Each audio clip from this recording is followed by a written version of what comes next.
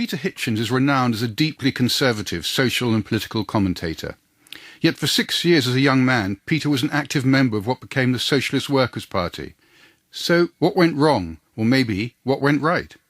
And I mean Peter Wright with a capital R. How devoted were you to the Trotskyite revolutionary cause? Oh, completely. It was my life, all my friendships, everything I did. It occupied every waking moment, and probably some of my sleeping ones as well.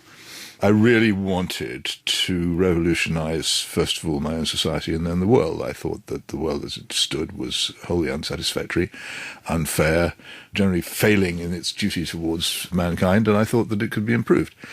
It's a common delusion, and I suffered from it at full strength. And your older brother Christopher was also a Trotskyite, though I think he later became identified as neoconservative. Were you at all influenced by him? Oh, very much so, yes. There's no doubt that having an older brother in your life who embraces quite fervently strong, idealistic political opinions has an impact on you. I would be surprised by any younger brother who wasn't, and I certainly was. And what's the idea, a revolution and violent if necessary? Oh, violence, I think, was part of the process. I think we believed that violence would actually be good, that it was necessary to have a violent break with the past and with the existing system to purge ourselves and society of the wicked things which had become established. There's always been in revolutions a glorification of violence. And what was your contribution, maybe violent as well, in practical terms to all this? In practical terms, it was an awful lot of organisation. We believed in a very classically Leninist way that the future was going to be determined by a revolution of some kind which would be created by what we called the working class. And we set out to try and make contacts and friends and comrades among those members of the working class who would prepared to listen to us. I spent an awful lot of time in long conversations in pubs and elsewhere with dustmen, with coach workers in Scarborough, miners. I spent several weeks trying to recruit people at the Upper Clyde shipbuilders sit-in in Clydebank must have been the early 70s as well. So we did actually make quite a lot of contact with them, and some of them took it very seriously. One of my most profound regrets is that I may have altered the lives of some entirely innocent and well-intentioned people for the worse. And when did you begin to have what I suppose are called doubts? What caused you to abandon this all-consuming doctrinal passion? The wonderful thing about being at university in the 70s was that we were completely insulated from reality. We were paid a grant, which I was quite easily able to live on for most of the time. We lived, in my case, in one of the plate glass universities at York, almost completely sequestered from real life in circumstances which at the time seemed rather ultra-modern. And now when I look back on it, it looks like a model for the world as it now is.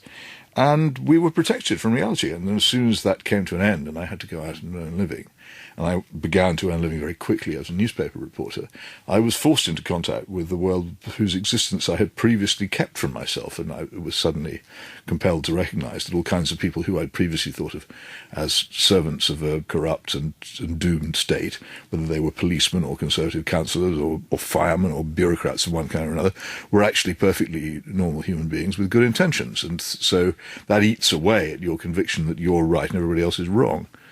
But were there any individual encounters that you had with, let's say, your fellow revolutionaries, any which suddenly made you think, hold on a minute, whatever I am, I can't quite be this? Well, one sticks in my mind. We used to get people writing into the Socialist Worker, the IS paper, and asking for more information. And I would bicycle round near Swindon, where I was working on an evening newspaper, on evenings off, to contact these people. And one of them was extraordinarily physically gaunt.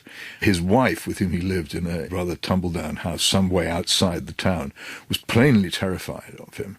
And he began, during the evening's conversation, to rave in very worrying ways, particularly about assassinating the Queen. I later discovered that he did actually possess a firearm, and I was very worried by this. I thought if we're attracting people like this, then there must be something seriously wrong with us. At the same time, I was reading a book by Arthur Koestler, not one of the famous ones, one called Arrival and Departure, which is actually about the problems of world reformers and how most of them want to reform the world because they've got something wrong with them. This seemed to me to be more or less accurate. And it plunged me into a train of thought from which I emerged a couple of years later thinking, I've had enough of this, it doesn't really work. And I actually did what most revolutionaries don't do. I formally resigned. How did that affect your relationships with people who must have been your friends? I think as word got out that I'd quit, they generally cut me off. In fact, I was in a very awkward position a few years afterwards over some of them when I was working on another paper in another town who were up to no good, and my then editor tried to get me to expose them, and I would have been quite happy to expose them, except that they were people I knew. And I felt this would be a personal betrayal, and I didn't. But they didn't take the same attitude towards me. They thought I was a four-letter man anyway, and they wouldn't have anything to do with me. And increasingly, people who I'd previously got on with and been on good terms with turned away. But it wasn't wholly sudden, because also what I did was I turned away from that whole milieu and from all the cultural and moral things which they had embraced, and I became a stranger to them and they to me. And so most people, I think, make most of their friends during their university years and shortly afterwards, and that's when I was busy losing most of mine. So you left the revolutionary movement and you became a Labour Party member, which you then subsequently left. So what was all that about? Once you've had a worldview, you miss it if it's gone. You need something. You need to sustain yourself with some sort of idea of what it is you desire the world to be, because that's what you have by then become. And so I looked around for something which seemed to me to be intelligent, thoughtful, very much, again, inspired by the Arthur Koestler idea that one could come out of totalitarian movements and move into political movements which were reformist, but which didn't threaten liberty. And the Labour Party seemed to be the thing. What I hadn't realised was just quite what the Hampstead Labour Party of the late 1970s was like. That was the branch you were... That was the one I joined, yes. I used to get called to order during meetings of the General Management Committee, onto which I got elected by Trotskyist methods, actually. I used to get called to order by the chairman. Comrade Hitchens, she would shout, "You are infuriating the other comrades." I was speaking, they were interrupting me. I would be the one being called to order because I was saying things such as, actually, a nuclear deterrent isn't a terribly bad idea. And a constitutional monarchy is a pretty good arrangement, and also that I didn't like the Irish Republican Army, which was a particularly unpopular sentiment in large parts of North London Labour at the time. So then, later, you joined the Conservative Party and left them as well. Well, yes, which makes me think forlorn enterprise. It's nothing good enough for Peter Hitchens. Probably not, but why should it be?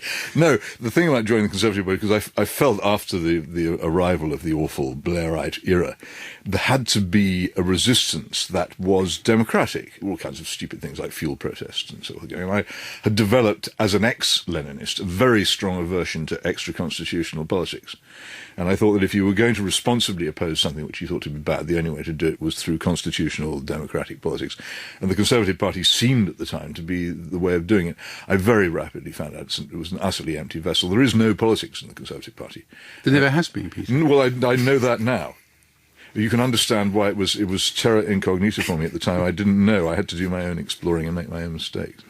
This trajectory through various political forces, was it a single journey or a number of disconnected steps? I don't really like this journey thing, do you? It was a development. It was a process of growing up, and it wasn't any kind of straight line. Things would come and go, but it was formed partly by my own character, which is self-righteous, puritanical, and filled with the joys of telling other people what to do, and partly from the experiences which I had as a result of being that kind of person. I bump into things more than other people do, because if you live your life in a sort of aggressive and assertive way, then you do. And I did. And how much did becoming religious affect those changes in your political outlook? I think it was much more that returning to the faith of my childhood was a recognition that I had completed a process and now must grow up and be properly adult. And I felt this was the way in which I could confirm that. And it was a conscious decision, slowly taken over a long time. No trance, no swoon, no vision, but a rational decision, and particularly taken to choose, as I say, the religion of my childhood, the Church of England, because I'd seen enough of former revolutionaries picking what one might call the more dogmatic faiths. And I didn't want there to be anybody saying, oh, well, this is just another version of Trotskyism. Nobody could confuse the Church of England with Trotskyism. I just don't think it's possible, even now. So you don't see it as exchanging one sort of belief in what might constitute perfection for another? Yes, I do, and a very different belief in that my kingdom is not of this world, that I recognize that justice and all the other things which we seek are not available in this life. They only exist in eternity and can only be striven for in eternity, and to imagine that you can achieve them in this life is actually a heretical mistake and leads to all kinds of dreadful things. I've often said utopia can only ever be approached across a sea of blood, and you never get there. The former New Statesman editor, Tony Howard, said he could recall you as a young man passing out copies of The Socialist Worker, and he wrote, "It is merely his convictions that have changed, not the fervour and fanaticism with which they continue to be held." Was that a fair comment? No, it was a perfectly good, well-turned phrase, and I enjoyed reading it, but it's not actually accurate. I think that what I do and think now are wholly different, both in content and character and indeed appearance from what I did then. Apart from anything else, I don't claim to know what I believe. I rely entirely on faith. I don't have any desire whatever to silence anybody who disagrees with me, and I loathe political violence. Notwithstanding the change in purely political terms, do you think there's a commonality of tone in the way you express yourself when you were this ardent revolutionary socialist and now you're a kind of redoubtable reactionary? That the Hitchens tone is the same, even if the cause is completely different? No.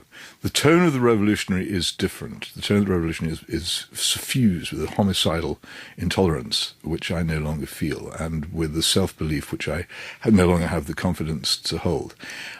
We did make jokes, though they were crueler jokes, when I was on the revolutionary left, but I hope I make more jokes now than I made then, just for instance. And how have the people you used to know reacted along the years to your changes of opinion or political allegiance? Well, some of them won't talk to me. Some of them find it quite funny. One or two I've maintained contact with. Some have stayed more or less at my side throughout the whole thing. Including your wife? Yeah.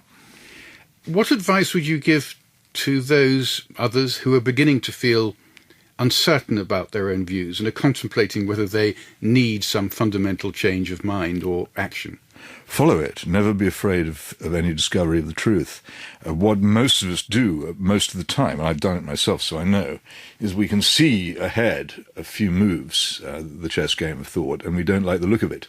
So we don't make the next move. We turn away from it. We get angry with people who disagree with us rather than listening to what they say. Don't do any of that.